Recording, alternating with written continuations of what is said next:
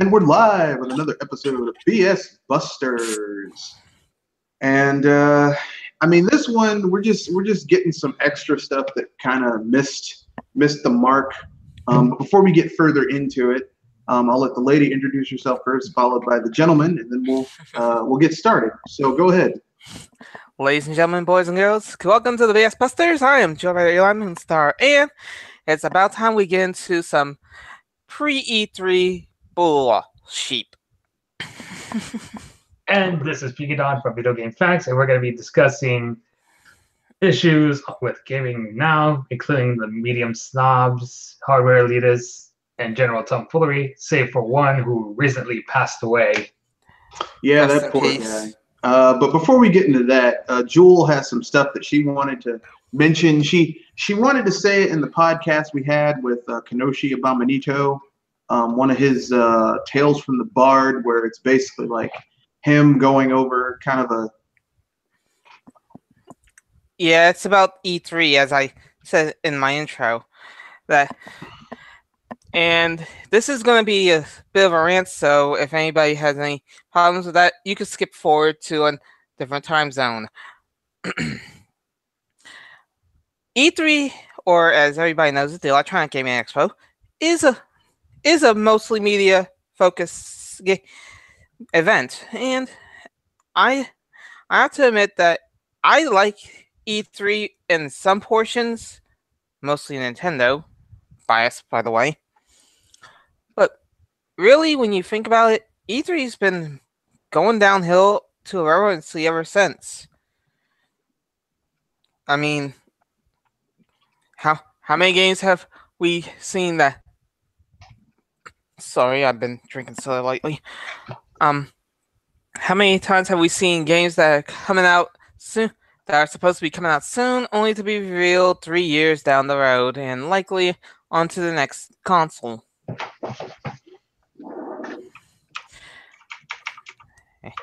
I was gonna say, any takers?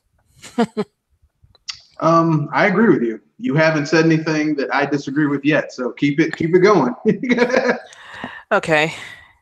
Also, this makes me wonder a bit that, if anything, I'd say E3 is about to go down to the wayside to be non-existent as far as I could tell. But if anything, the only thing I could see that saves E3 would be either showing off the newest system that's coming out soon, or probably a big event like a tournament that is for a certain game. So that's probably a stretch. I mean, but continue. Sorry to cut you off.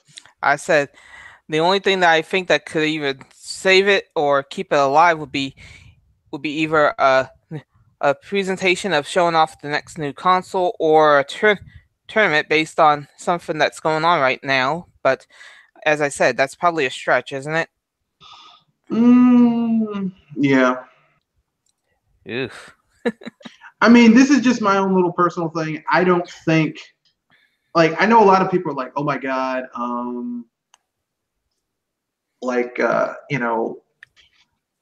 because at this point, I think Nintendo could basically leave and not mention anything, just leave E3 and still be able to get their message out. And I don't think anyone cares about, like even Microsoft and Sony could essentially just talk about their own thing. You know what I mean? Mm-hmm. Like Microsoft didn't show the Xbox One at E3. They showed it at their own event. Even Sony showed off, like when they went further into depth into what the PS4 Pro? The PS4, well, the PS4 itself, the PS4 and the Pro, they did their own event. So there's really, like, what do we need E3 for, really? To show off games? You can do that anytime you want. You know? I say the only time I think they show anything would be like a big tournament to feature a new game coming up. Yeah, but even then, it's like, I mean, does anyone care? Unless you're part of the news, I don't think so.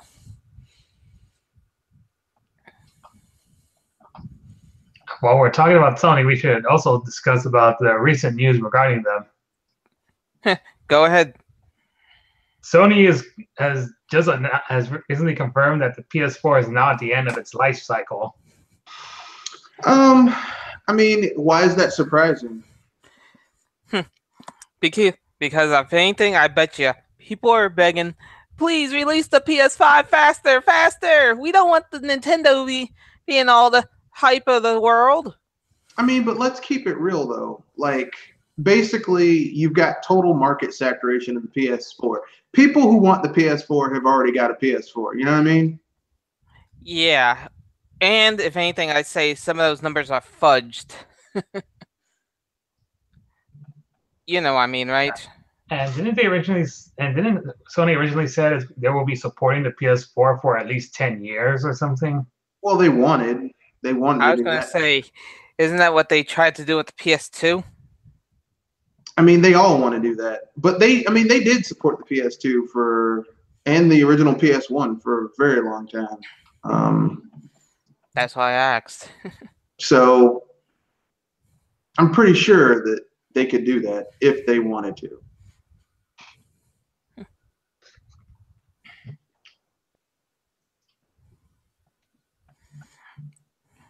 But I mean, do they want to? I mean, they want to sell their new shit. They don't want, They need to quietly usher the old away, don't they? Basically, yeah. So, of course, one of our contributors expects that the PS5 is going to be called the PS Swap. Oh, I know who. And I actually have a laugh at that because if that's true,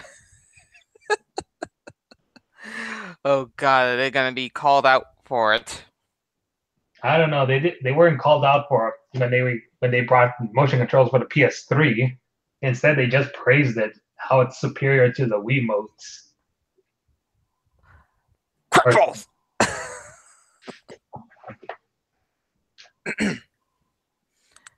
Sorry. I just find it bad that the Wii gets called Kitty, and yet the Move gets called Professional. Yeah, it's bullshit. But I mean, what are you gonna do? Well, if anything, I call those illumination orbs. At least the Kinect had something going for it, rather than the Move. Though then again, look what happened. So the Kinect was barely functional. Well, no, I mean, it's not the Kinect was barely functional. It's just that the Kinect was supported. Yeah, it was badly supported. That's what I was thinking. Like the Kinect was something different, but clearly there's barely two legs to stand on. Yeah, the Kinect was a really good idea done badly because basically Microsoft just didn't care. They didn't care with the smart glass either. But yeah. Like, okay, if you're a disabled gamer, like you want to play video games, but your hands don't work very well, I think the Kinect could have been awesome. I think if you're playing a strategy game or a tactical game or something like that, I think the Kinect, an adventure game, the Kinect would have been awesome. But Microsoft didn't make games built around the Kinect. They basically they just crammed it in. Yeah, and they tried to, we'll get Rare to make Kinect games, but it basically felt like their version of Wii Sports. Because that's what it was. It was basically their version of Wii Sports. Oh, God. If anything, I would actually like to see Rare's version of Wii Sports than Sony's version. Well, I mean, they both did a version of their own kind of spinoff on Wii Sports, and they both are pretty piss poor. So, I mean, yeah, I was gonna say if I had to choose between piss and I choose piss. I choose neither. Neither do They I. both are done in the bathroom and they smell really bad. So I choose neither piss nor, I'm not down with it with either of them. I mean, if I had to make a choice between the two, That's a tough choice. That's a very, very tough choice. But yeah,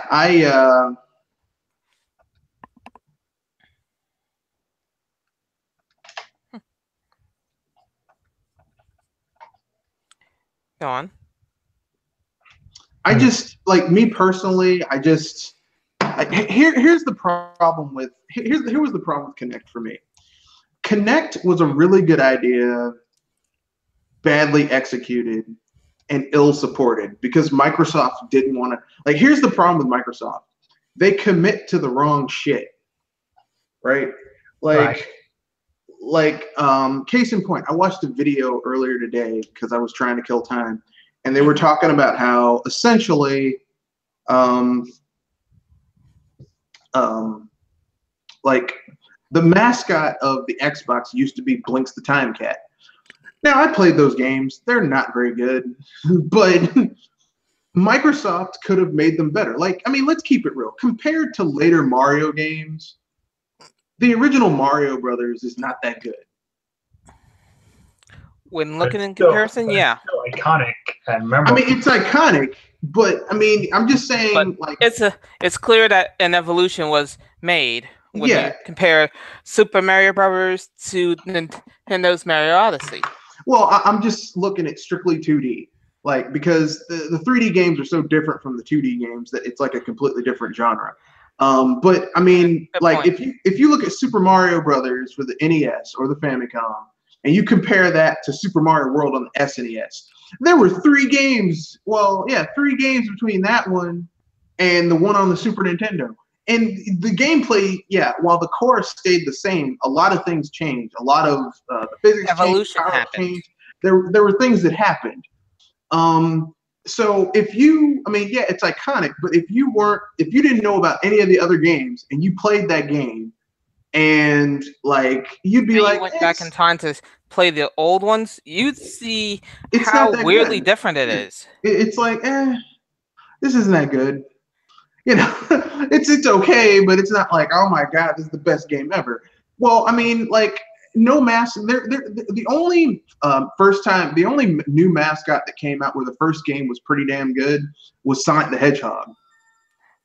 And I was about to say, and Sonic tried to make an impression by being faster than Mario, at least quote unquote faster. And cooler. Well, when I say good, I mean mechanically, the first Sonic the Hedgehog is a pretty good game. Like, it starts off wowing you with the music in Green Hill Zone, and then like after the first 2 areas, then it gets bogged down because of bad game design. But even then, I mean, you look at later Sonic games, like Sonic 2 is better than the first one. Sonic 3 is arguably on par with the second one. But then it starts to fall apart. They just couldn't keep the momentum. But I mean, Sega hasn't stopped trying. Literally, Microsoft had a mascot, did 2 games. The first game did okay. The first game had commercial and critical success. The second game had a mediocre sales, commercial success, and commercially it was panned. And so basically, but that wasn't the straw that broke the camel's back. The straw that broke the camel's back is that people were picking on their mascot, and they basically dropped the character and let go of the trademark because they were like, no, we can't, no, fuck it. This is toxic. And this is why, I mean, like, so a company that does that with their own mascot, this was their mascot, and then gravitated towards Master Chief, who, I mean, Master Chief has 0 fucking personality. Like, if I asked you to barely see a face. Yeah, if I asked you to describe what's his personality, like, you couldn't tell me because he has none. Not unless... Other than being a man of few words. Not even that. Because Link is a man of few words, and yet he has a personality. Heroic, swift. Oh yeah, because he always grunts. Samus is a woman of few words. She doesn't say a fucking word in most of her games, Dangerous, and yet she has character. Explosive. Slightly psychotic, prone to fits of rage. I mean, they have personality traits. Master Chief has 0 personality traits. He has as much personality as the Doom Marine from Doom. That's about it. But the Doom guy has personality, being hardcore, angry, and incredibly violent. But my point is that Microsoft, people are like, well, I can't believe that Microsoft did this. Oh, it's Microsoft, and so they got the personality of a pan. So people who are like, I'm gonna trust Microsoft. They're gonna release this new console, and Kinect's gonna be awesome. If they would drop their fucking mascot because people were picking on it, don't hold out hope for the Kinect or for Rare or for anybody else. Well, they did already drop the Kinect. I'm just wondering when they're dropping Rare. Soon. I can say with absolute certainty that they will be dropping Rare probably within probably by the end of this year. Rare will be dropped. Oosh. And I'm not happy about it. I don't want to see Rare go down, because I remember the good old days when Rare actually made good games, but those days are gone, bro. Those games don't exist. When the GameCube came around, I saw Rare's final goodbye.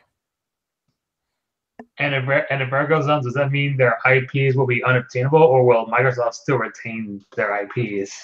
I think Microsoft's gonna hold on to that shit like someone's sinking into the into a lake. Yeah.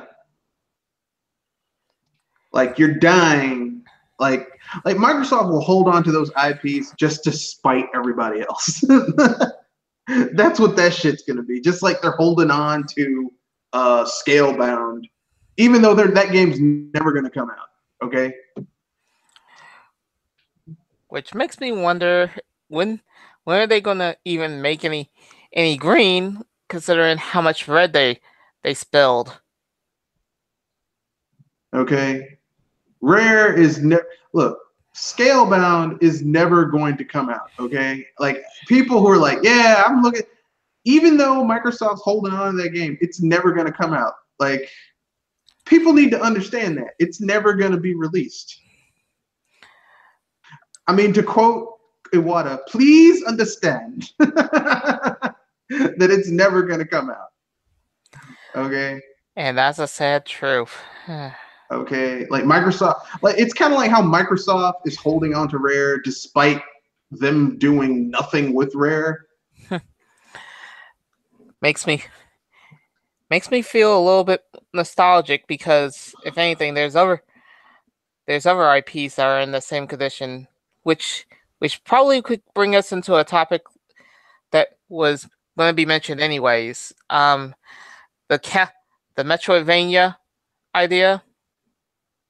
Yeah. Or Castlevania. We got to do it. We got to talk about it. So let's get to it. Fire in the hole. Yeah, let's do it. I don't like people calling them Metroidvanias. Just my own personal thing. I know some people are gonna be like, well, what do you mean? I don't like them calling it Metroidvania. It's an adventure game, but it's not like there's Castlevania. And then there's Metroid, but they're two completely different genres if you're looking at traditional Metroid games. Which makes me wonder where the heck did that term come from anyways. So I thought one of our contributors was not the only one who was telling everyone to stop using Metroidvania as a term because it doesn't exist. Because he recently made a video saying how that term isn't a real genre term at all, and that it's just two different genres. And saying how Castlevania is not as shouldn't be compared to Metroid at all. Well, it shouldn't. As I said, it makes me wonder where the term came from. Because people just found it an easier way to Classify? Yeah, it was just an easier way to classify it. That's it. Nothing fancy about it, you know. Though it didn't though in a sense that didn't come true in a full sense until the Summer Cruise Saga, which is on the Game Boy. Well, I mean, no, I mean, actually, the Metroidvania concept came about because they wanted to do Symphony of the Night, because Symphony of the Night, and that was on the TurboGrafx 16 and PC. And Symphony of the Night. Okay, that's older than I thought. Yeah. Symphony of the Night is like, I mean, you know, like basically Igarashi wanted to add adventure elements and RPG elements to Castlevania. And they had been trying to do that because if you play like Castlevania 3 for the NES, it's very there's certain aspects of it that are very RPG-ish.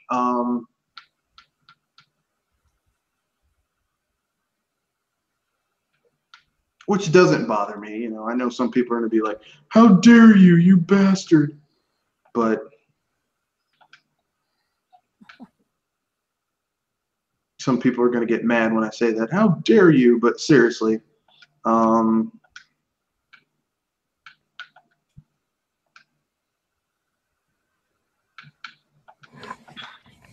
yeah, it's not the same thing. It's a completely different beast, and I'm okay with that.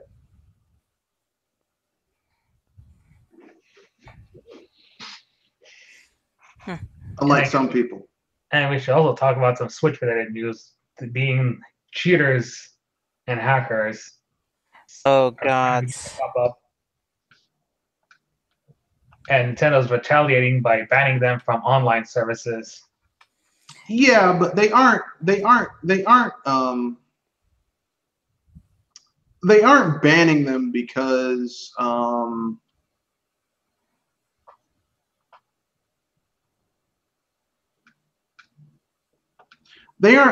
banning them because they modded their system. They're banning them to prevent them from going online and doing shady shit with the system. Right. They don't like if you if you own a Switch and you want to mod it, knock yourself out. Just don't think that you're going to be able to go online and do shady shit with it, which is what they want to prevent. And I can't blame them. I'm not going to be like, oh my God, how dare they, you know. With their online service coming up soon, I don't blame them at all for that stunt. Yeah, because recently cheaters have been spotted on Splatoon 2 servers. I mean, but they did the same thing with the Wii U. With the Wii and the Wii U. Like the Wii, like if you modded the thing, it would basically prevent you from doing certain things. So this isn't like people want to act like this is something that's, oh man, how dare they? This is new. They've been doing this for years. It's like the Sega. It's the Sega joke all over again, as far as I know. Yeah, so people need to stop. Praising Sega that they allow their community to do whatever they want and scream at Nintendo whenever they try to protect their stuff. Right. Because they don't want their shit getting stolen. And I'm not gonna be like, how dare they not want to get their shit stolen. You know, because that's kind of an asshole thing.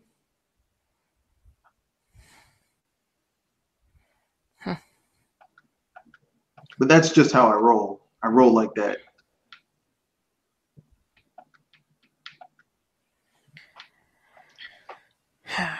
But your guys' thoughts? Well, I'm in agreement.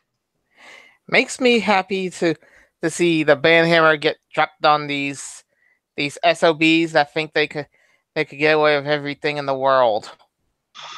Yeah, I mean, I can't. I like. Here's the thing. I don't want people to like. I mean, I'm gonna keep it real. I don't want people to steal shit, but I also like. I mean, I'm not gonna get mad because people mod their systems. Like, I'm not gonna be like, well, fuck them because they modded their system. Because the way I look at it is, you spent the money, you ought to be able to do whatever the hell you want to with it. But like, if you mod anything else, like you mod your car or your computer, like There's going to be warranty issues. Well, not just that. You're not going to be able, like, if you mod your computer, you shouldn't be able to do other shady shit with it. You know? I mean, if you're using the product, you're using product that you bought physically as your own, but the system that goes through belongs to Nintendo. So no. It's like, once you buy a car, like, you can mod it as much as you want to, but if you go on the highway with it and you use it inappropriately, you can get a ticket. Like, you'll be in trouble. That's basically how it works with your system. Like, you can mod it. Look, I'm glad. Look, find new ways to mod your system. You want to mod it to do all types of cool shit and knock yourself out, but use it responsibly. If you're using it to do shady shit, like steal games, pirate games, play things on the system that were never meant to be played, then there's a problem. And I'm not going to be like, oh my God, how dare they do that? I mean, but I'm also not going to be like, Nintendo should be like, well, Nintendo should be free and let us do whatever we like. Well, no, I'm not going to fall. I was being sarcastic on that. Well, no, I fall on the opposite end of the spectrum. Like, I'm not going to be like, okay, well, Nintendo needs to, we should respect their thing, because it is an expensive piece of hardware and you spent your money on it, so you should be allowed to do whatever the hell you want to with it. However, within boundaries, within a reason, yeah. So, if you're using this for piracy or to do shady shit, then there's a problem. Yes. And that's where you want to stay away from that. Although there are people who do it. I mean, and it's fun for me to actually watch these people get fried for their stupidity. yeah, it is kind of funny. I mean, it's not a good thing, because I mean, I don't want to see anyone get their system bricked, but I mean, that's the price you pay for doing shady shit. Shouldn't be doing shady shit. The only time I actually like to see that happen is as if they do something real stupid. Like that woman who slept with 5 journalists to give her game Depression Quest good reviews. Oh, you mean Zoe Quinn? Yep. Oh God. Yeah, Thank you for reminding me of trash. Like, I don't know how much of that is true, so I don't want to be like, I don't know how much of that is true and how much of that is hearsay. But what I will say, if it is true, because I wasn't under the bed, I wasn't in the hotel room or wherever they were having their rendezvous, so I don't know. But if that's true, I mean, there's some moral codes that are lost. Well, I mean, among other things, people. It's basically, you have people not using what's the word I'm looking for? People with no integrity. Right. And people, when people don't have integrity in gaming, that's not a good thing. Not a good thing at all. No kidding. But I mean, here's the thing. The Zoe Quinn thing was just a symptom. It was a symptom of a disease. It's like the symptom. The problem is that the video game industry is too dependent upon the people that they cover. You know what I mean? Which is a double-edged sword as far as media goes with me, because you need to work with the source, but you want to tell the truth. Yeah, I mean, I wouldn't even go that far. I would say these people need to make money because, you know, they have to get paid. They have bills to pay. They have to make money. But how do they make that money? I mean, are they like, well, I'm gonna give these people softball interviews, and we've seen it. I mean, this is like people like to pretend like this shit is just happened. It's brand new. But we had this back in the day where you'd read a video game magazine and they would give a game like a glowing review, and then you'd go and play the game and you're like, this game is shit. You know? And everyone knew this game was shit, you know? Which is terrible when you think about it. And they've been doing this for years. So it's not, people like to act like this is something new. This is something, oh man, hey. And that's the reason why the words wait and see were invented. Because of BS like that. People keep on acting like it's something brand new, like it just happened. Like, I can't believe that they can't believe that but I mean, we've seen this. We've seen games where like, man, this game is the bee's knees. It's the best thing ever. And then the game comes out and it's like, this game sucks. It's a steaming pile of dog shit. Cheap. And we've seen it. Okay? So I know many times to count. I've seen games where I was like, I can't believe this game made it out of alpha. I mean, like, I'll give you a perfect example. Look at Sea of Thieves. Sea of Thieves is not a good game by any stretch of the imagination. As a matter of fact, I would say it sucks. It's pretty much the No Man's Sky. Yeah, it's basically very No Man's Sky-esque. It's not very good, okay? It's not a very good game. It's not in a good place. And yet, I can't tell you the sheer amount of people, things that I read. Oh man, Rare's back. Rare's back, baby. When it was announced. Even from an old, now defunct website we used to frequent. Rare's back, baby.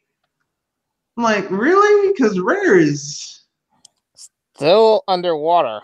Yeah, I mean, that game. And that's metaphorically speaking. And I looked at that game. I was like, this game is not going to be very good. Like, I could tell this game was not going to be very good. And when you could tell that something is about to sink before it even sets sail, there's a problem. And that problem would be that people are praising the game that it's going to be the next best thing, and then watch it sink to the bottom of the ocean as it flounders into failure. Nice use of alliteration to show how the game. Because I mean, here's the thing: No Man's Sky. Sea of Thieves probably would have been great had it had some more development time. But here's the problem: the game had, I want to say, like,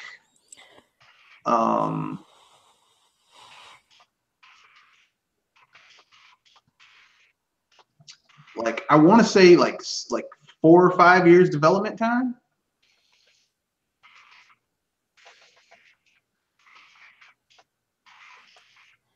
I was gonna say 4 to 5 years should be a real good amount of time to craft a good game.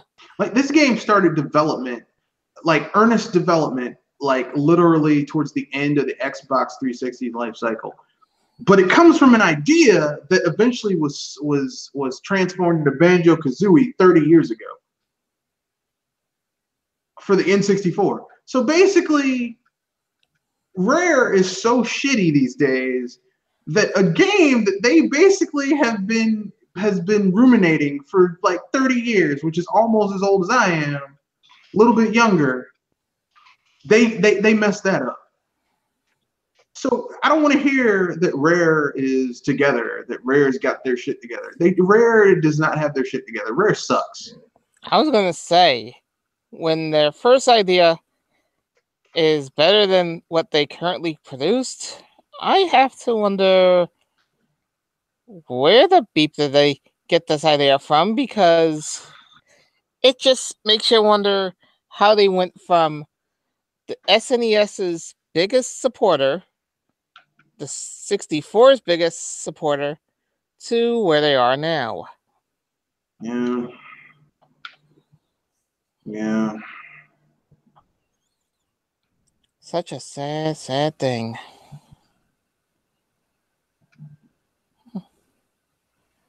So, moving on with medium snobs. Considering that E3 is around the corner, there are certain snobs who are will try to remind us of Nintendo's E3 from 10 years ago. And what, Wii Sports? I mean, sorry, Wii Music? Yeah.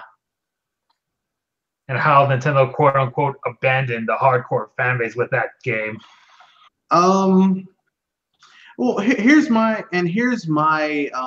my counter to that. Okay, it's a very simple counter. What were they saying when Sony did the PlayStation Move, or Microsoft did the Kinect, and made games built around those shitty ass games?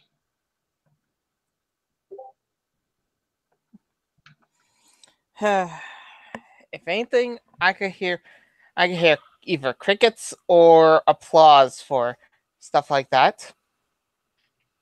At least when it comes to Sony and Microsoft. But when it comes to Nintendo, here comes the hate train. That's my only question. Like, I mean, I vaguely remember what Sony and Microsoft did 10 years ago at E3. All I remember is Microsoft showing off their avatars for the Xbox 360. Which was basically a fancier version of the Wii Sports. Yeah. I mean, like, here's the thing. Like, I mean, look, listen. I mean, this is the same issue that I had with the original Xbox. I mean, with PlayerSS.com. You want to call out Nintendo on their bullshit? Fine. But if you're going to call out them on their bullshit, you need to call everyone out on their bullshit. And I admit that even if I'm somebody that's been with Nintendo for years and supports them to this day, even I have to admit that some of the things that happen with Nintendo makes me say, are they really going this way? WTF? I mean, yeah. I mean, like I said, I have no problems with the big, like, I have no problems with calling out, like, Nintendo did some shit where it's like, that's bullshit. I'll tell someone about it. I'm like, that's bullshit, man. That's total bullshit. And if you guys want an example, My Nintendo Rewards. Yeah, the new My Nintendo sucks. I don't care what anyone, you can't defend that shit. It's garbage. Okay? And you can tell it's garbage. It's painful to actually try to go there because, well, at least now you could trade in the gold coins in order to get certain things, even a game. But you're still it's still bullshit. And I don't care what you say. It's not very good. You're still getting basically nothing of high value. I mean, you're not even getting a physical item or a game that's exclusive to it. At least not anymore, anyways.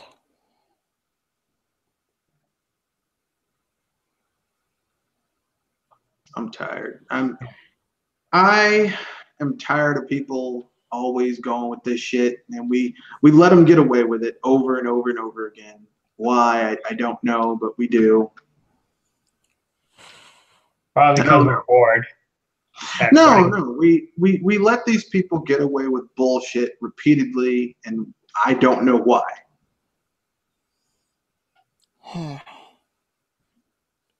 Because I wouldn't let someone get away with the shit we let people get away with in gaming these days. Yeah, though. If anything, it makes me wonder how come it got so far when I see people ask how come it got so far, and then I wonder, what are your standards? What standards? Standards is a foreign word for these people. Standards? What the hell are you talking about, standards? Yeah. We don't need no stinking standards. We're gonna do whatever we want to. But I mean, like I said, I have no problem with Nintendo doing whatever they want to. But like my issue is,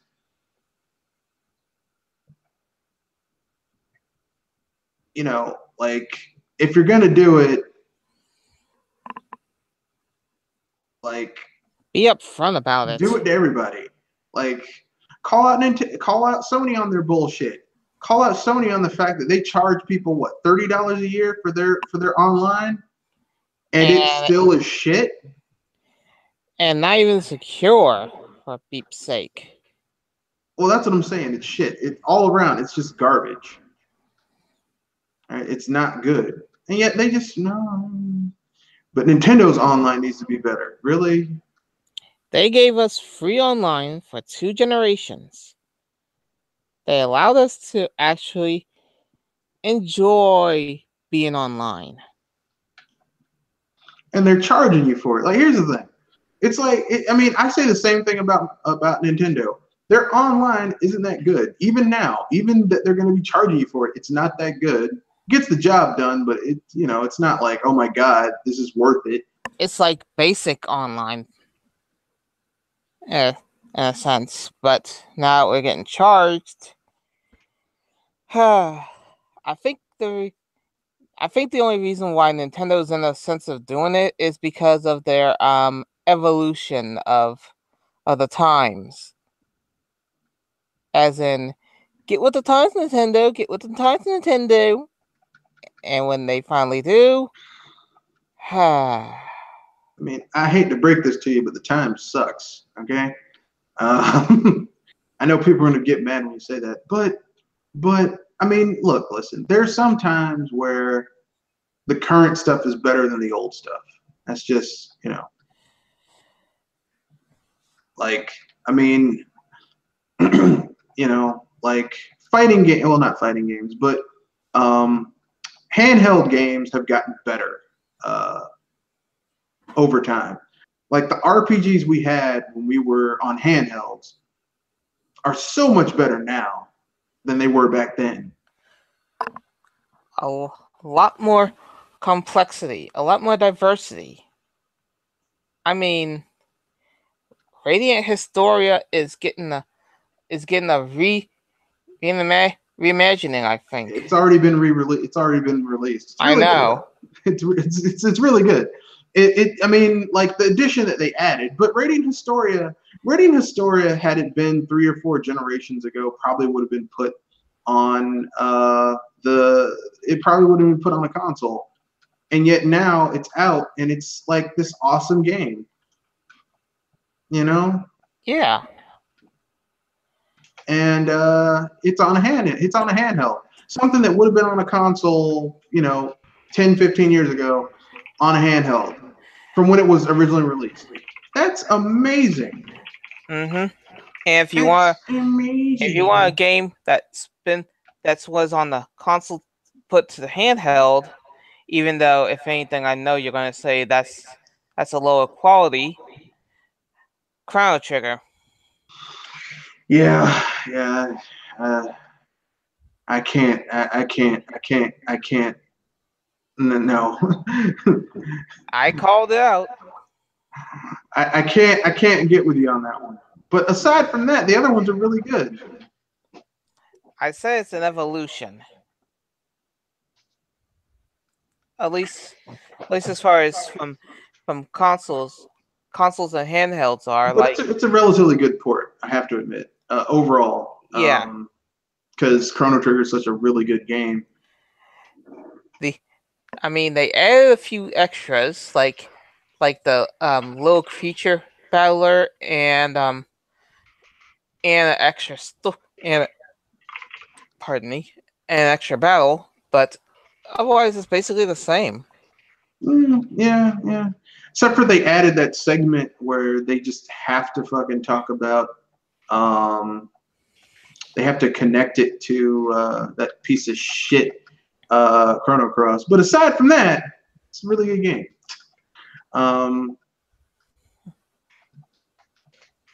Because I hate Chrono Cross. Hate that game. Hate that game so much. Yeah, and if anything, I saw a 3-parter that tried to defend the Chrono Cross. And if you're wondering, all 3 pieces are over 40 minutes. Well, they can try and defend it as much as they want to. Chrono Cross is... They try to defend the story, they try to defend the battle system, and they try to defend the music. Well, I mean, it's like I said, Chrono Cross is not inherently a bad game. It's just they tried to connect it to Chrono Trigger when it really should have been its own thing, because it's not really good enough of a game to be considered a successor to Chrono Trigger.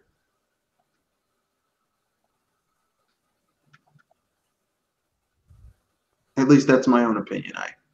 I could be wrong. I'd have to link you to part 1 to let you start seeing where this guy defends it, but that's for after the show. Moving on to further BS is our old friend Capcom. Oh god. Don't you mean Capcom? Yep. Oh boy. Don't tell me they're trying to release a collection on Steam. No, because they're going to release Resident Evil 7 onto the Switch, but only a cloud version of it for a Japanese eShop. Cloud version, Japanese eShop. So you can't download the game. You can only play it on the cloud. And it's being streamed to your system via the power of the cloud. And you've only got 180 days to play it until Capcom yanks it off from you. Well, no, you get a 180-day pass basically, and it's streamed. Like you can access the stream for 180 days, and then I mean that's your pass. So basically, you're not buying the game; you're paying for a service. I'm sorry, but with that kind of service, I'm going to be really looked at weirdly, but I'd rather pay microtransactions than that BS. I disagree. I would want neither. Dang. Here's the thing. I would rather Capcom just make a spin-off of Final Fantasy VII and put it on the Switch than rent it, stream it to the Switch. Because here's the thing. You have to have a really good internet connection for it to work. And that's really expensive. And I don't see the point.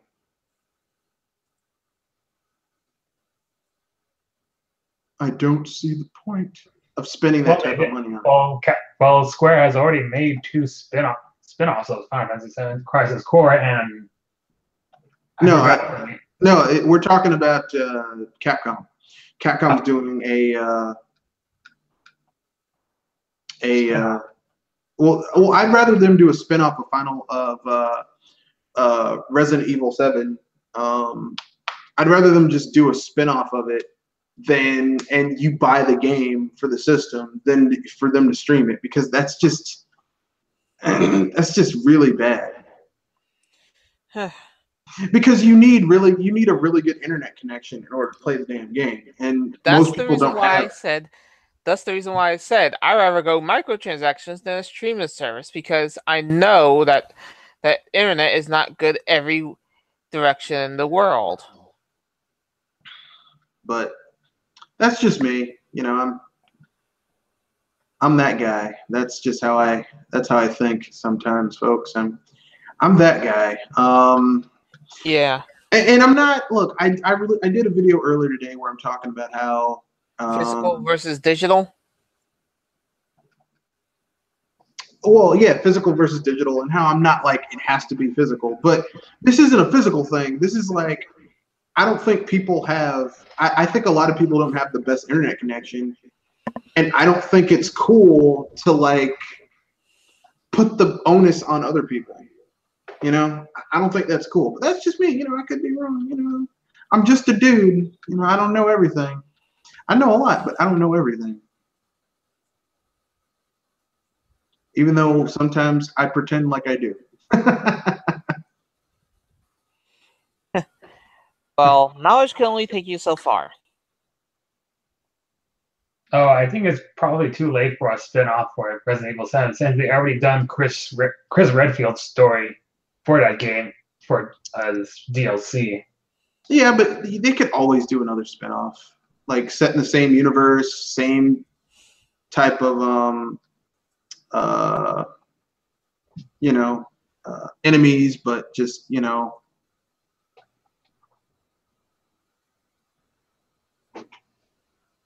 a spin-off. Like, I think that could work.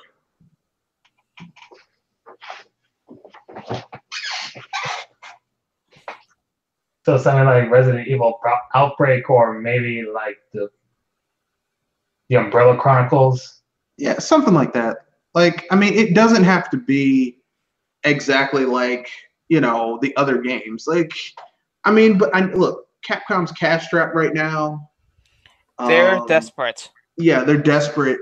They need the money. Like Monster Hunter World, even though it didn't sell as well as they wanted, the fact that game sold as well as it did, they desperately needed that cash infusion. Okay, they are not in a good, because basically their other main hitters that were supposed to sell gangbusters flopped. Like, I was about to say, flop is a gentle word. Crashed face first would be the correct way. Well, let's see. Let's look at this analytically. Everything else failed. Street Fighter V failed. That was supposed to be a big hit. Marvel vs. Capcom was supposed to be a big hit. That failed. It's taken them forever to get their other Mega Man games out. So basically, like, Resident Evil 7 sold okay. It got good critical reception, but it didn't sell like gangbusters. So basically, at this point, they're like, they're desperate for money. Okay, they desperately need cash, and I mean, I feel sorry for them, but I mean, what are you gonna do?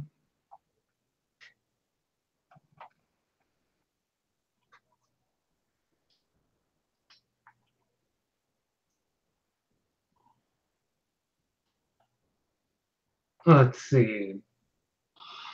Guess we can now talk about the passing of one of the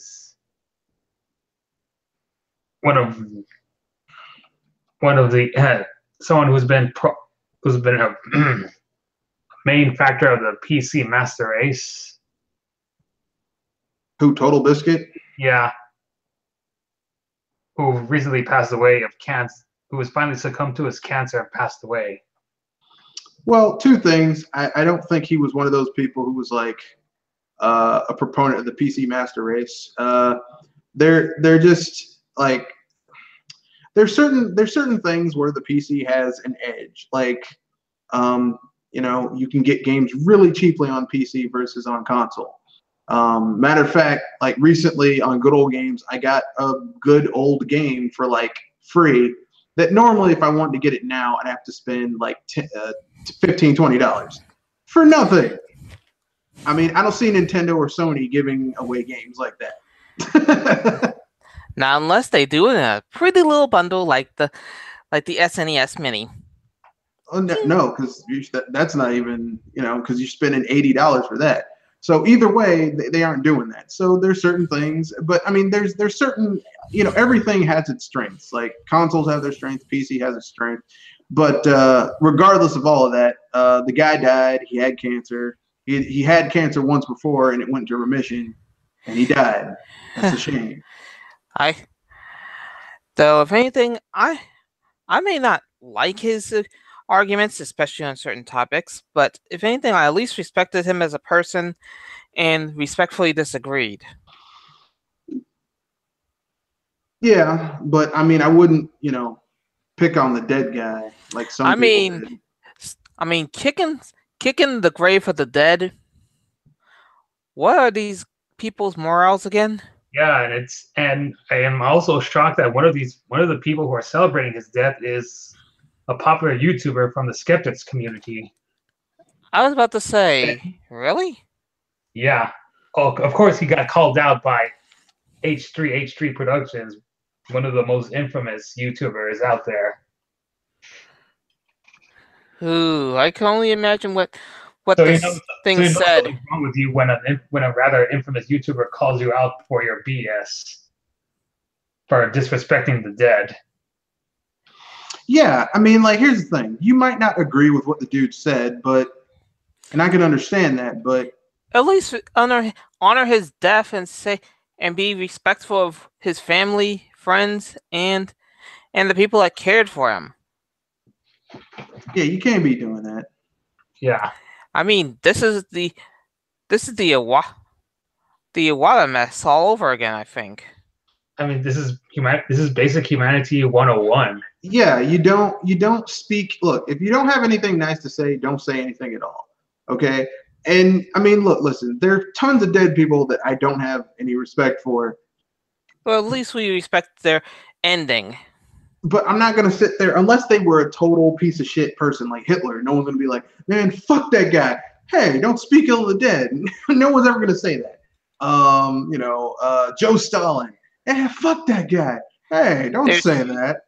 There's few people that deserve to be disrespected when they're in the ground. But I mean, this guy wasn't a child molester. He didn't kill anybody. He was just somebody talking their opinions out. Yeah, he was a guy. He was an internet review guy, and that's it. And if his opinion was so bad that it was like causing you to lose sleep, then you might have a problem. Definitely. Like, there was this guy who was talking shit about the guy. He's like, well, I'm glad he's dead. And he's a former EA EA worker. He was a former EA developer. He worked on Dragon Age Inquisition and Dragon Age 2 and like Need for Speed games. But the ones he worked on were bad. And the guy pointed it out. It's like, I mean, if you can't take criticism, just criticism, like, I don't mean someone's just hating on it. I mean, someone, like, literally, if you can't look at something and objectively say, I fucked up here, it's bad, there's a problem. I mean, I've written papers where, like, at the time I'm writing, I'm like, this is going to be fucking great. It's going to be the best thing ever. And then I read it, and I read it, and I read it. And I'm like, wait a second. I walk away from it, and I come back, and I realize, this is not going to look pretty at all. This is garbage. Yeah. If anything, there is such a thing as constructive criticism, which hopefully people remember exists. Because if anything, that's a rarity around there. But, I mean, you still shouldn't. You still shouldn't disrespect the fallen. Yeah, you shouldn't disrespect someone who died. Because I mean they're dead, and you need to have a delicate touch on it. Unless they're a total piece of shit human being, then the gloves are off. But generally speaking, most I was people about to aren't. say, at least be respectful for the dead when they pass on, because if anything, there's people that do care for them, unless they do something pretty stupid. Well, like I said, if you're a total piece of shit human being, like I'm sorry, when Bill Cosby passed, I'm gonna be like, yeah, that perv, because drugging people and sexually molesting them is not cool. Or someone like that. It's like, okay, this is jacked up. Finally, the world could breathe easier because some really big idiot is finally gone from the world. But I mean, this guy, I mean, like the dude didn't do anything bad. He's just, he was just an internet reviewer, and you didn't have to listen to his videos any goddamn way. Yeah, because No one was forcing you to listen to his shit, He has opinions, and there's some opinions I actually would support him on. For I mean, sake. like usually on poorly made video games, like Day Zero. I forgot the title. I mean, like if someone points out a game being shit, like, are they like? Yeah, I realize that people worked on that. That's their livelihood. But if you make a shitty product, people should be allowed to say, "Man, this is a shitty product." Just because your feelings might get hurt, they can't say that your product is shitty. Really? The thing I have to wonder is if they could take criticism at all. I mean, since when is that a viable thing? Oh, your feelings might get hurt. We can't talk about how shitty your games are. Oh no, that'd be too much. We can't do that. No. Yeah. So if anything, I could imagine how they pull that stunt off by saying, "You're gonna hurt our feelings if you grade us so low." Dungeon Keeper Mobile, anyone? Yeah. I mean, like, we can't talk about how bad a game is. We got to be like, no, we can't do that. We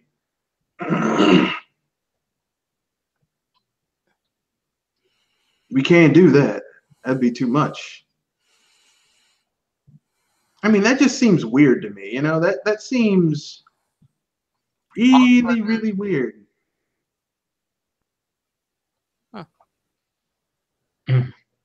But, I'm just a guy. What do I know? But your guys' thoughts?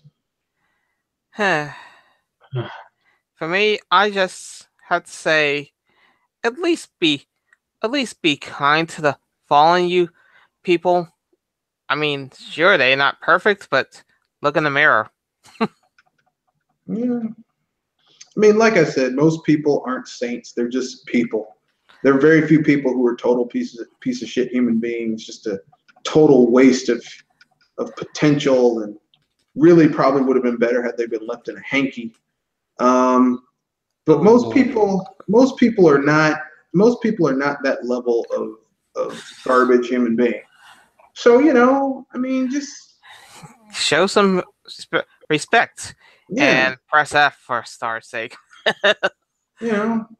And for me, whether or not you like the guy, you still need to respect what he's done.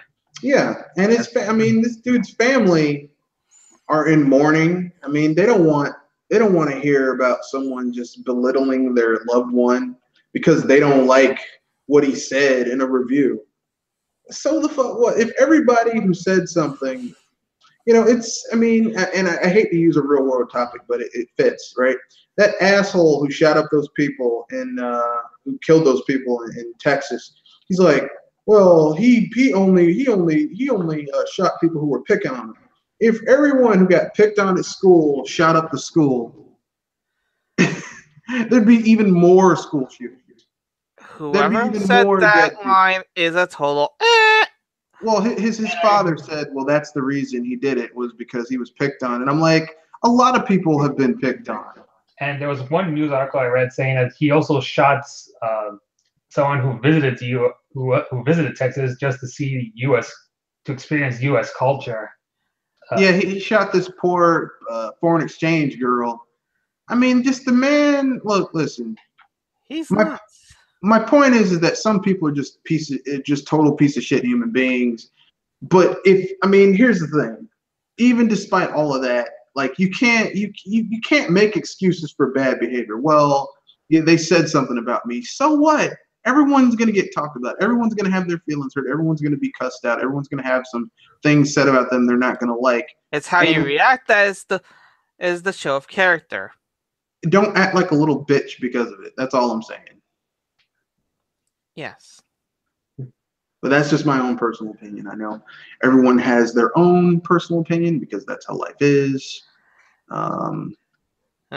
Your guys' thoughts? I gave my thoughts already. So do I. All right, then. Any other topics you guys want to bring up before we move on to the? Let's see. None of them are BS related. So, Killer 7 is coming to Steam this fall. Yeah. Sorry. And I guess here's someone in the back saying it. Bring it to the Switch. I mean, that'd be cool. Right. Like, here's the thing. The Switch is such a little plucky little console handheld hybrid that, if you could bring something to the system, go ahead. Yeah, though, if anything, I think one of our favorite people honestly said it best themselves. Not everything should go to the Switch. Yeah. But if you can, look, the Switch is the hottest thing right now. So if you can put something on the system, do it. Especially if it's not like a ultra high intensity. Yeah, if it's not a high intensive system resource game, doesn't need a lot of graphics, why not? Shit, go for it. Knock yourself out. At least Killer 7 is a GameCube game, so it'll be easy to port over. Yeah. Onto the Switch. So, I'm not going to be like, oh my God, how dare they? Moving on to other news.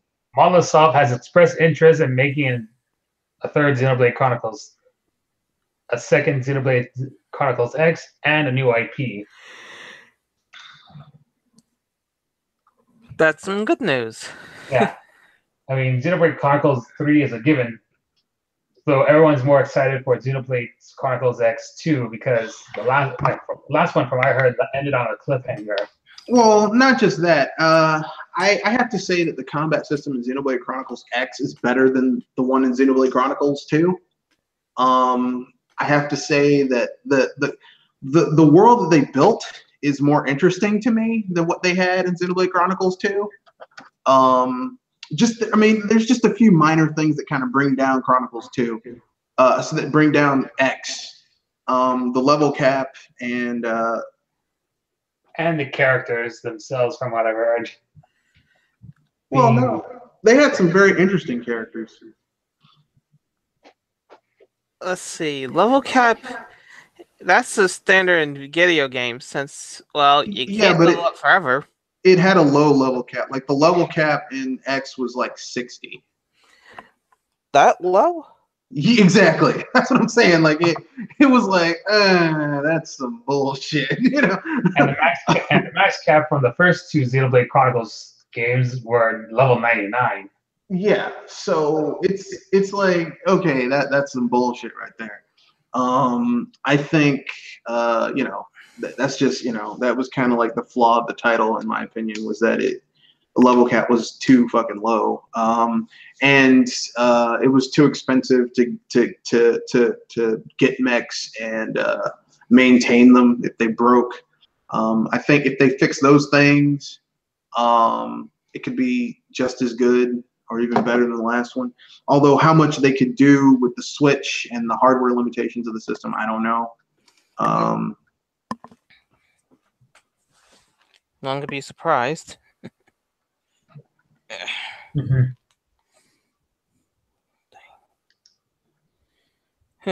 And now to look for any other gaming news. Oh, there's a video on Ubisoft's unreleased Wii U game called Know Your Friends. Care to let us in on some of that because I didn't hear about it until now. Yeah, the game was finished and never released. But that's Ubisoft. I was gonna say Ubisoft. Don't you mean Ubi piece of? I posted the link to the video for you to watch, Joel. It's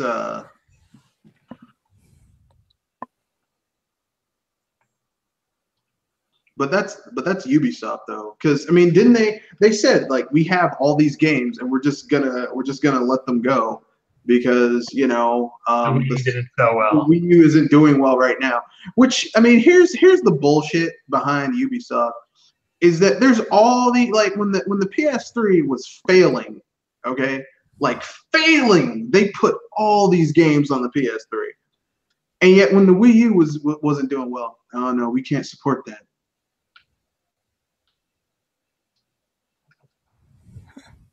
Oh, that reminds me. I had to mention something that's also BS related.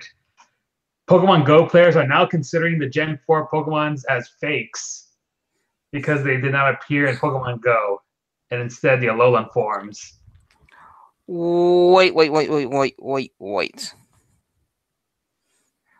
Pokemon Go players think Gen 4 is fake, but Yep. say Alolan forms are real.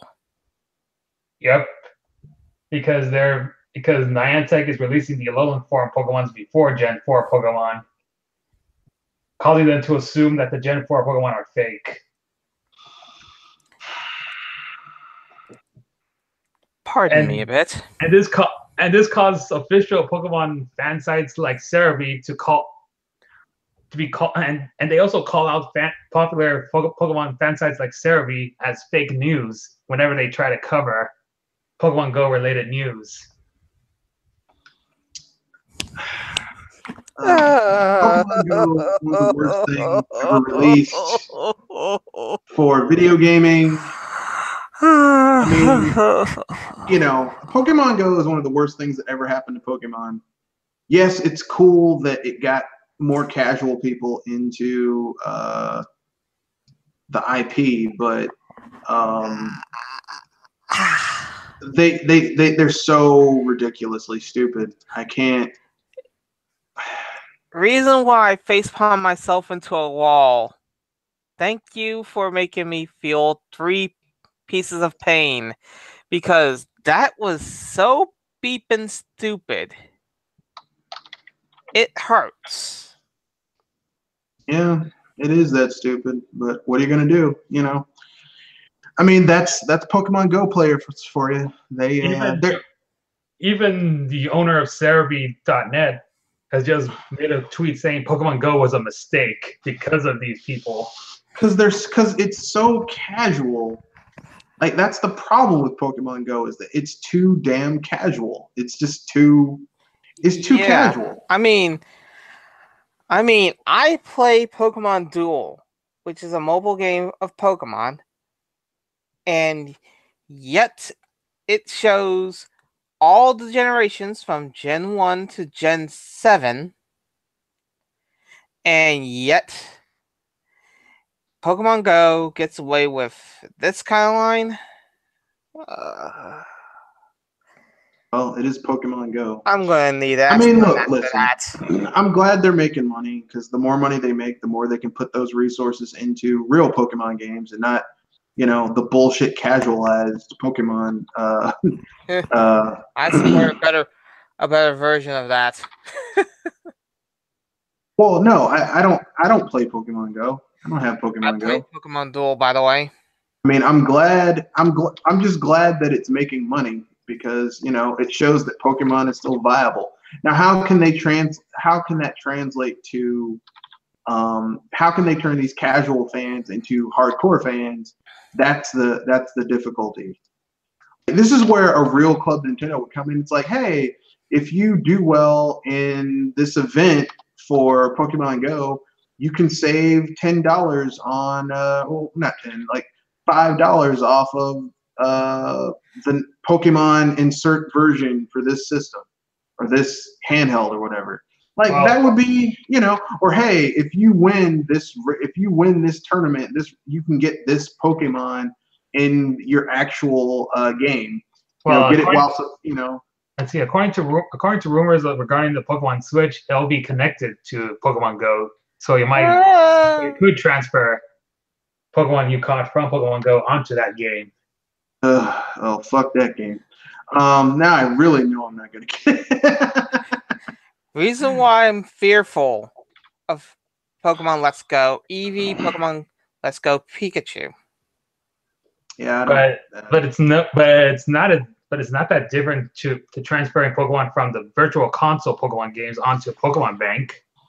Yeah, but I don't want to play Pokemon Go in order to get Pokemon because I don't like Pokemon Go. I have no reason, nor want, nor desire to play Pokemon Go.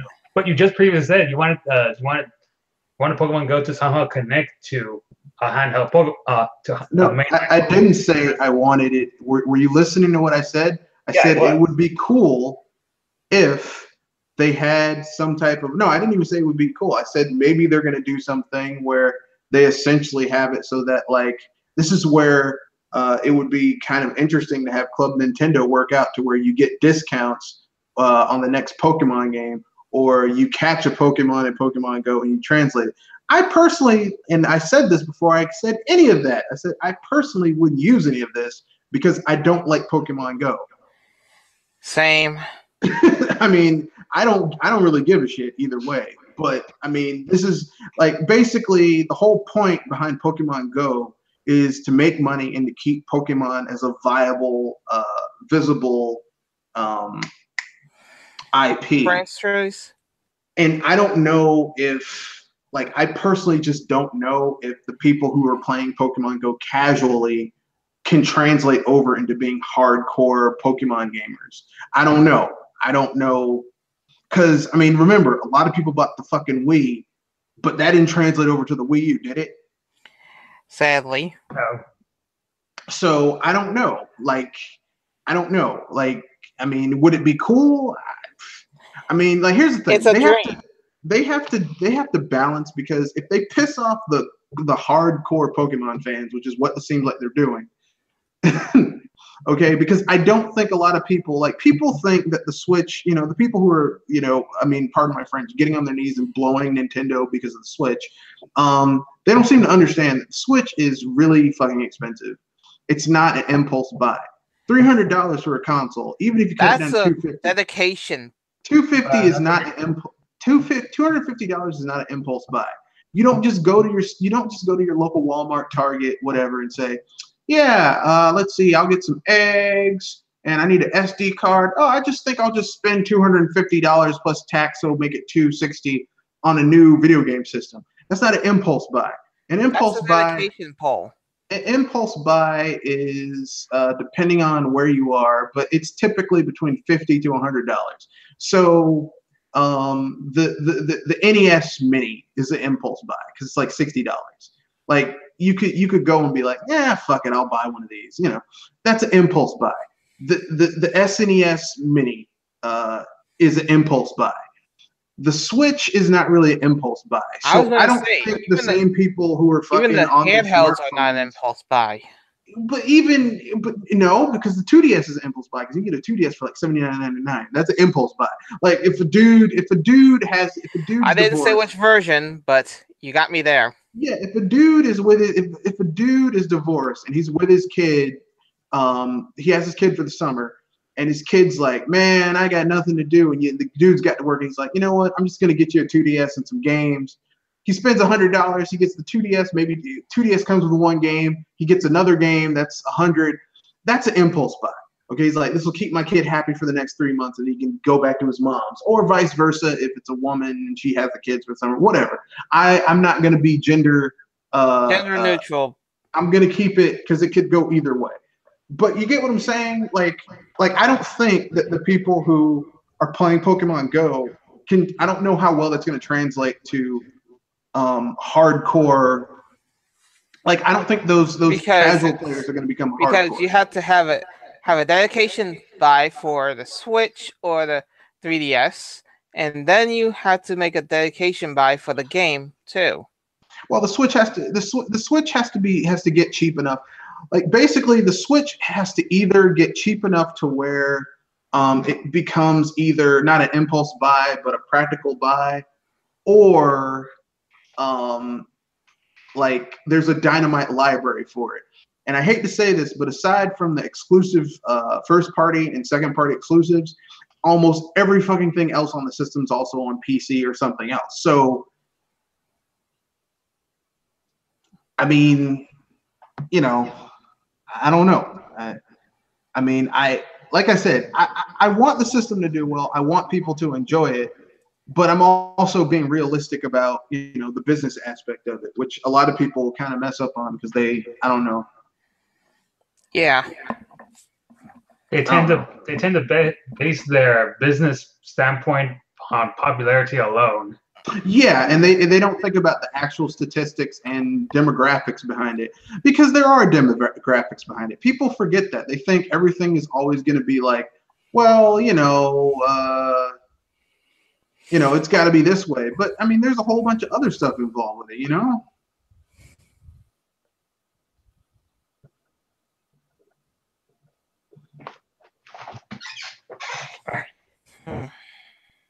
So, moving on to other news, the Japanese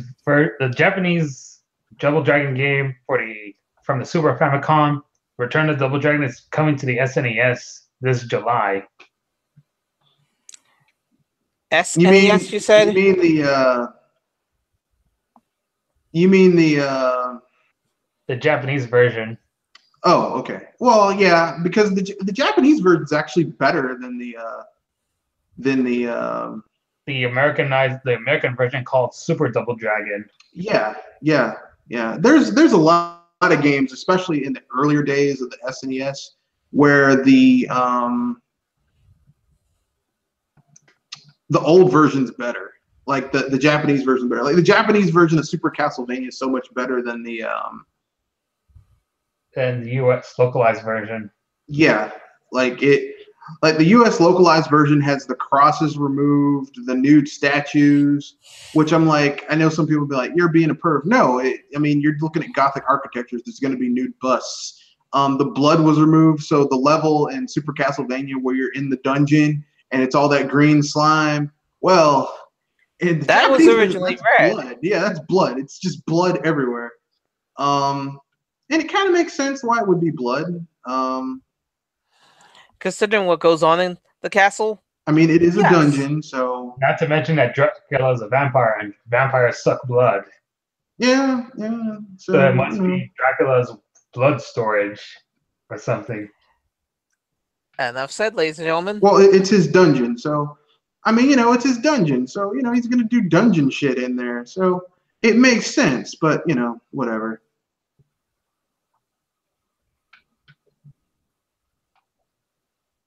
People are going to get weird because that's what people do. They get weird. Oh, yeah, because there are people who masturbate to nude statues.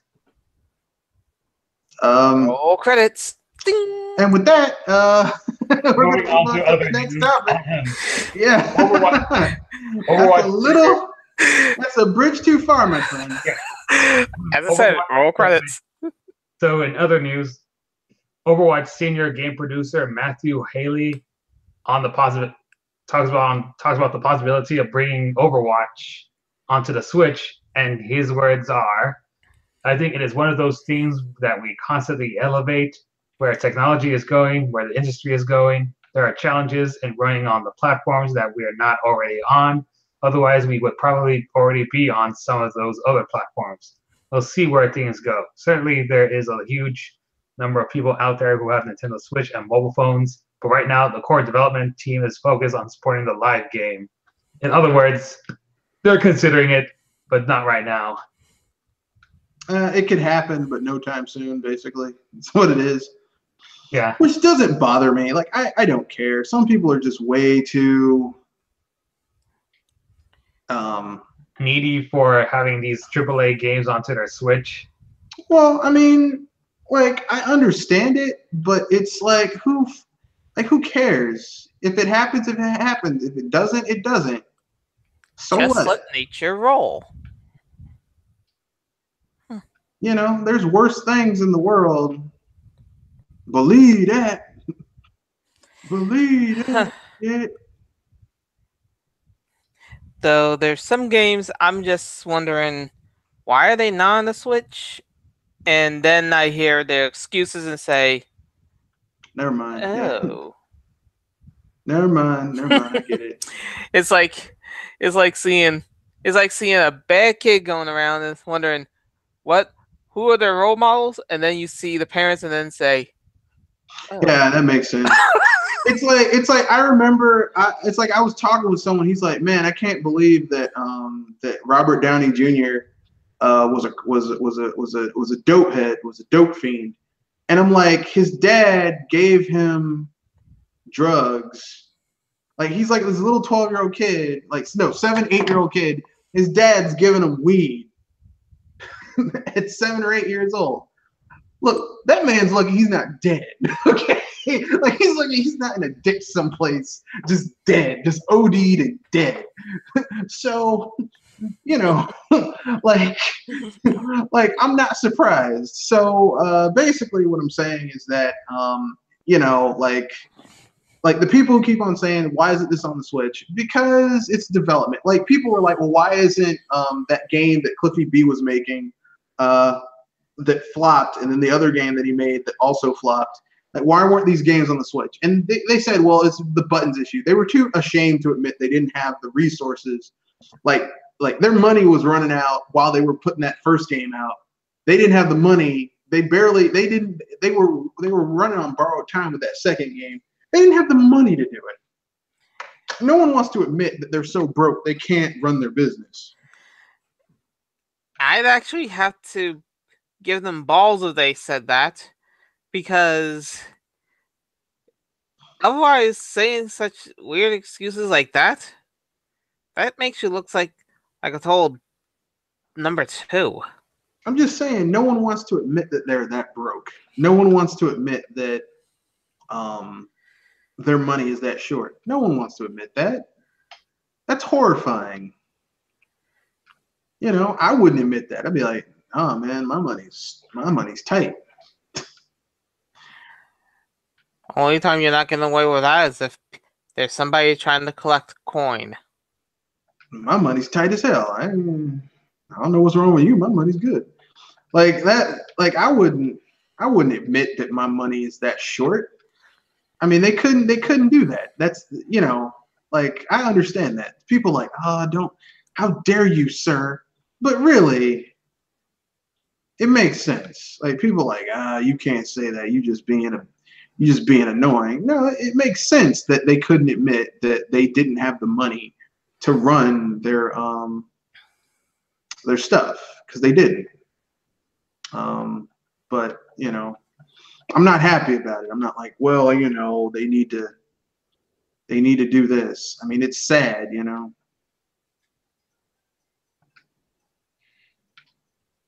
It's sad when someone's money is that short, you know. Despite what many people may tell you, that's not good. Guess we could. And now here for my final game-related news. The entire roster for Mario Tennis Ace has been leaked from data mining the demo. And the characters that have yet to be revealed from the promos and the trailers and gameplay footage are Koopa Troopa, Koopa Paratroopa, Diddy Kong, Shy Guy, Kamek, Birdo, Spike, Dry Bones, Boom Boom, and a blooper. All right, I can deal with that. And Dry Bowser as well. I can deal with that. So the good news is, no Baby Mario, no Metal Mario, no Pink Gold Peach, no Baby Peach. And this is being developed by Camelot. Camelot. Okay, then okay, I have complete faith in this game, since it's Camelot, because Camelot has done no wrong. Camelot is freaking awesome, baby. They did release Ultra Smash, but nobody wants to talk about that game ever. You're right. No one does want to talk about that game ever. Of course, people still want Camelot to go back to making a new Golden Sun game. I wouldn't be angry about that. Of course, a few of our contributors say that Golden Sun was never that good to begin with. I mean, I'm not going to say it was never any good. I'll just say that the later iterations weren't as good as the first games. Especially Dark Dawn, which was complete trash. Like, Dark Dawn was not very good. I mean, it wasn't terrible, but it wasn't very good. Like, it wasn't as good as the first game. As the first two games. But, I mean, I think the second game wasn't as good as the first game because basically you have an entirely new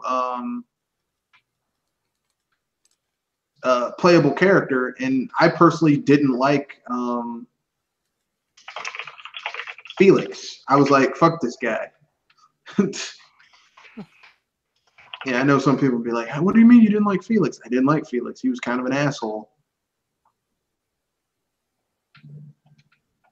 He wasn't nearly as useful as Isaac. Well, he wasn't as cool of a character to me. Like, I know some people are going to be like, what do you mean? I really didn't care about the character that much. Personally, that's just my own little rant. You know, he didn't do anything for me. That's just.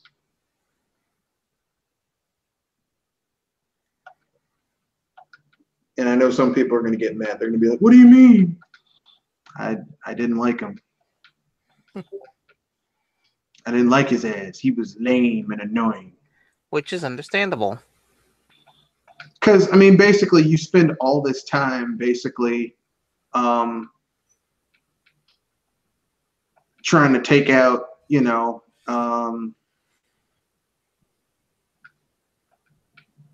his little group of people. And then all of a sudden, like, you're playing as him, and everything you were fighting against in the first game, you're now doing, which is kind of weird. You know what I mean? Right. Mm-hmm. I mean, I know what they were going for, but whatever. But yeah, I mean, overall, I think Camelot still makes good games. Because if you play like Mario Golf, Mario Tennis, especially during the Game Boy Advance and Game Boy Color days, those games were they were like hardcore RPGs, except with sports. Those games still hold up. You can still go back and play those games and be like, this is really good. But that's just me. That's my own little personal thing. Forget what I said about my previous gaming related news as my last one, because apparently one of our contributors from DGG just informed me in our Discord server that people are starting to forget about Galgun 2 being on a Nintendo system, because remember a few years ago that these same people were using the first Galgun game to get all the attention being weaponized against Nintendo's localization on Fire Emblem Fates and Tokyo Mirage Sessions, Xenoblade Chronicles X, and Fatal Frame 5. Yeah, because you know you should totally be able to perv on a 13-year-old girl. Right. That totally makes sense. Actually, it's kind of fucking sick. And now that Galgun 2 is out in Japan, I believe, it's not getting as much attention from these same people. I don't think the game's very good anyway. I mean, the whole point of the game is that you go around shooting these girls with a pop soft gun or something like that, like a gun with like Nerf balls or something. I don't know. It's weird. It's like one of those like, really, this is what you're doing in this game. Like, that's the thing that bothers me about Japan. They make some games that are just like, it's basically a love taser. Man, I don't know. Or a love tranquilizer. I don't know. It's just kind of weird that a dude's going around shooting girls with a gun and like to make them do things and like young girl. It's just weird. It's just Japan, make real games again. Stop making this weird shit, please, please. I mean, you don't want the American government to start considering nuking you a third time, which we don't want to go to. We don't want that scenario to happen ever because of what happened. Well, normally I would say there's no way that could happen, but people we have in the White House now. Yeah, enough said.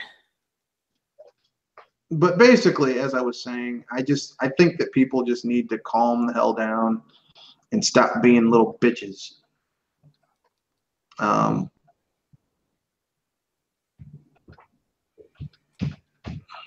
that's just me. I could be wrong. So with that said, I'm pretty much done with these gaming news for today. All right then. So I guess that's the end of the podcast. Happy Memorial Day. You guys have anything you want to pimp out before we wrap things up? Well, I just recently posted my latest Smash Sunday entry where I critique Roger's base top 8 lists of characters he wants in Smash, and surprisingly, it's basically the best. I gave it the highest score I have out of all of the lists I critiqued so far. 7.5 out of 8 on this.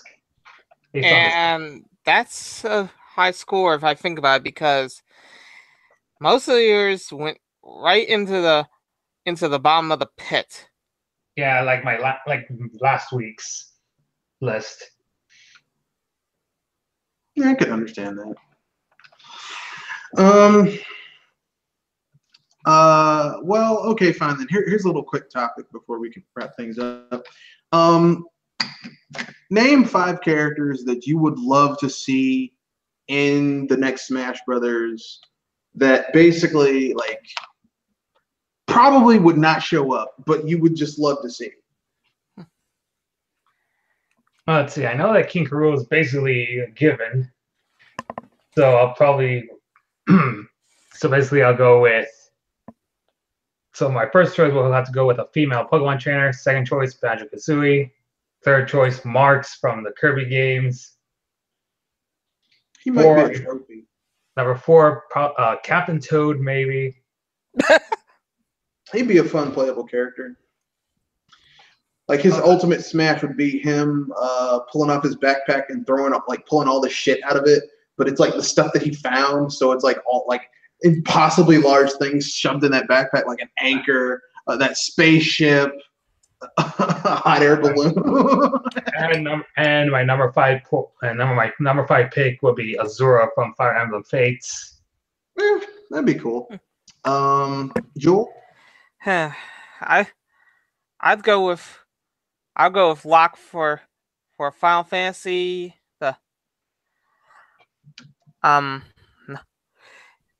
Kingdom Hearts Sora, if you guys would actually tolerate that. I mean, you could want it. I mean, I would literally burn a copy of the game if it was there, but sure, why not? I wouldn't want Sora since he definitely fits. It's just that I'm more concerned about the Disney content since they have a no non-video game characters allowed policy. I know, but I was saying that I said Sora of Kingdom Hearts, not anybody from the Disney world or Final Fantasy, if I could get away with that one. Yeah, it's just that they have to be really creative to give Sora a moveset that doesn't reference any Final Fantasy or Disney content. Yeah. For choice 3, I'd go with one of the Kongs. Maybe. Is it Dixie Kong or Funky Kong? I'd actually try to go with Lanky for the Lanky posting. Yeah. Lanky would be cool, but I think in my head it'd probably be cool. I think it would be cooler to have Funky, because then his ultimate smash could be him dancing and like he's break dancing, but it's from that song from Donkey Kong Country 2. And believe it or not, Donkey Kong is actually really popular in Japan. Yeah, because he's funky. I mean, you can't. I mean, he's so funky. You just can't, you know. And he's Japan's version of David Hasselhoff from German.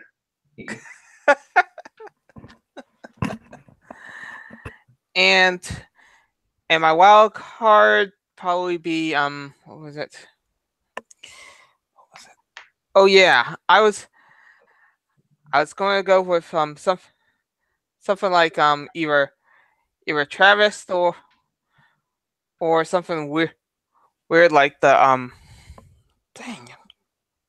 Someone like Shantae or Shovel Knight, maybe. Shovel Knight, really. Yeah, I can see that. So I guess it's my turn. My 5 are Simon Belmont from Castlevania. Though he is rumored to appear in this installment of Smash. I don't trust it unless I see it. So I'm going with Simon Belmont just because he started on Nintendo. Why the hell not? My second character is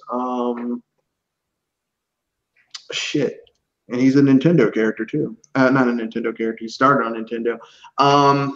Bomberman? No, it's not Bomberman. Taro? No. It was on the tip of my tongue. Oh, Earthworm Jim. Earthworm Jim. Because I just think he would be kind of hilarious. To have his like groovy. Oh, you would be taunting with that all night. Because he'd have an interesting moveset because basically you could make his projectile just be his gun. But the thing is like instead of him basically like his up, down, B stuff being like different, like those would be like normal melee attacks. But his normal like B projectile, like if you open up items, he can get guns that he can use, and they basically like you know how the normal laser like has 16 shots. Yeah. Well, with Jim, it has more shots, and he can use it it takes the place of his normal B attack. But you know, like I think that'd just be kind of a cool thing. But you know, it is what it is. But so Simon Belmont, Earthworm Jim. Let's see. Bonk. I know Bonk didn't start on the Nintendo system, but he had a game on the Nintendo system, and I mean, he looks like Krillin. He's got that big ass head. And I think his last game was on a WiiWare game. Well, no, that game never came out. It was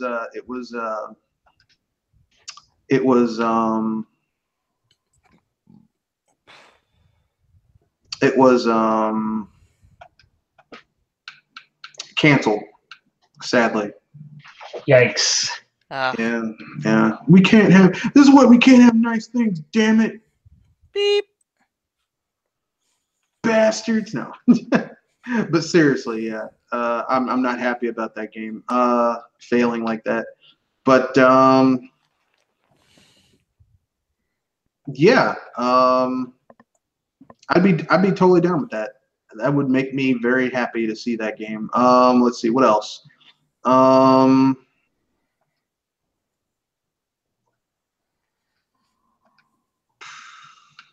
What other game would I like to see? That's it.